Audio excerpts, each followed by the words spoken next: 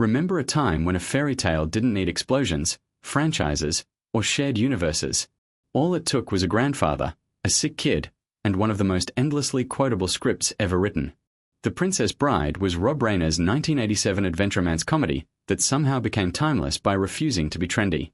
At the center of the story is a humble farm boy named Westley, played by Cary Elwes, who sets out to rescue his true love, Buttercup, portrayed by Robin Wright, from a forced marriage to the slimy Prince Humperdinck, played by Chris Sarandon.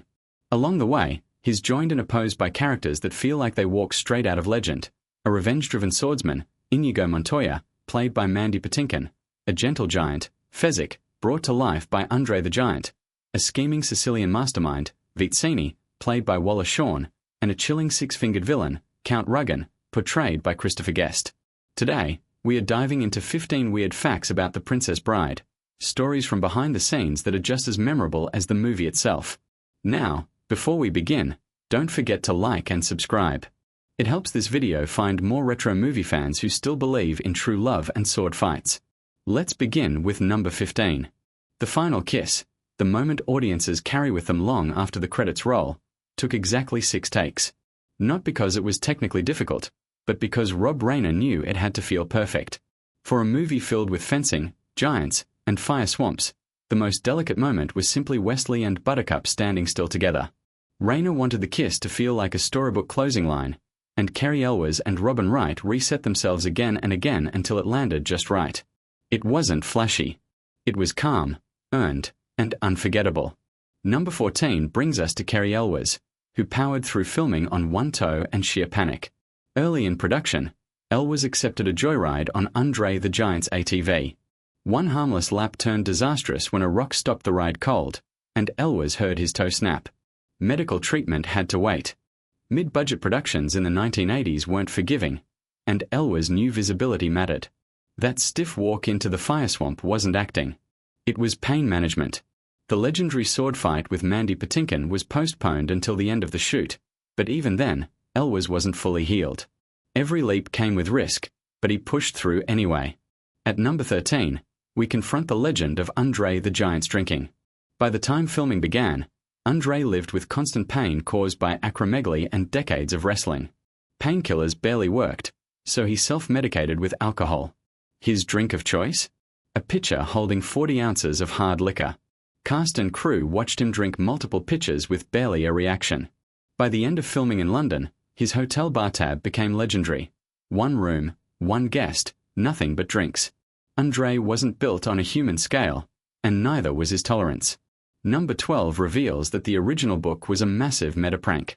Author William Goldman didn't just write The Princess Bride. He pretended he hadn't.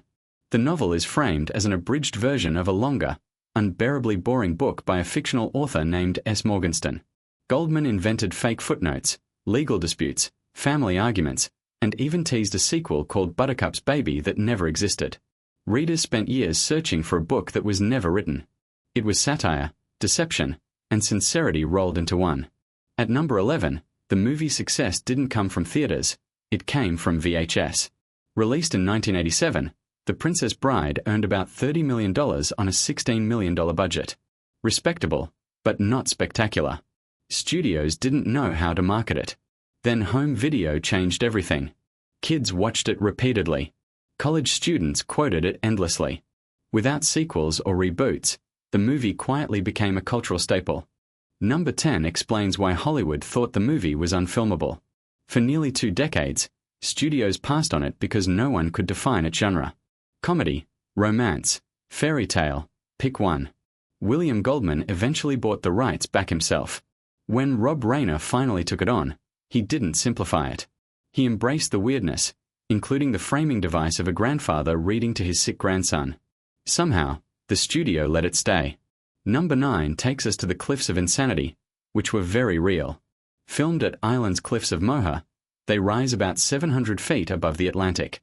Wind gusts reached 80 miles per hour, making filming genuinely dangerous. Reiner could have faked it, but he wanted reality, and you can feel it on screen. At number 8, Rob Reiner smuggled a Spinal Tap joke into the movie. In the grandson's bedroom hangs a baseball cap referencing Reiner's mockumentary. Composer Mark Knopfler jokingly requested it as payment for scoring the film. Rayner took the joke seriously and recreated the hat from scratch. Number 7 reveals that Andre the Giant couldn't lift anyone. Despite playing the strongest man alive, his back was too damaged. Hidden platforms and camera tricks did the work while Andre simply placed his hands in position. He never complained and remained one of the kindest people on set. At number 6, Cary Elwes was knocked out for real. During the scene where Count Ruggin strikes Wesley, Elwes suggested a real tap. Christopher Guest misjudged the force. Elwes collapsed, unconscious. The take stayed in the film. Number 5 involves the rodents of unusual size. They were real stunt performers in massive suits. One of them, Anil K. Kali, occasionally vanished mid-shoot. Turns out, he was hiding on set to avoid unpaid parking fines. Despite the chaos, the scenes worked. At number 4, the sword fight between Inigo Montoya and the Man in Black was entirely real fencing. Elwes trained for 4 months, Patinkin for 6, up to 10 hours a day, under masters Bob Anderson and Peter Diamond. The famous fencing terms were historically accurate. No shortcuts. Number 3 tells us Wallace Shawn feared he'd be fired every day. Originally, the role of Vizzini was meant for Danny DeVito. Shawn's anxiety fueled the performance that made Inconceivable legendary. At number 2, Billy Crystal nearly broke the movie with laughter. His one-day shoot as Miracle Max was so funny that Rob Reiner had to leave the room. Mandy Patinkin bruised a rib suppressing laughter. Cary Elwes was replaced by a dummy just to finish the scene. Finally, number 1. Andre the Giant delivered a 16-second fart during rehearsal that shook the set. The plywood rattled. No one moved. When it ended, Andre smiled and declared, "I am now boss." And there you have it. 15 weird facts about The Princess Bride that prove the magic behind the scenes was just as unforgettable as what ended up on screen. Which one surprised you the most? And in your opinion, what makes The Princess Bride timeless? Its humor, its sincerity, or the fact that it never talks down to its audience? Share your thoughts in the comments, and if you love stories told with care and respect, don't forget to like and subscribe. After all, you killed my father. Prepare to die.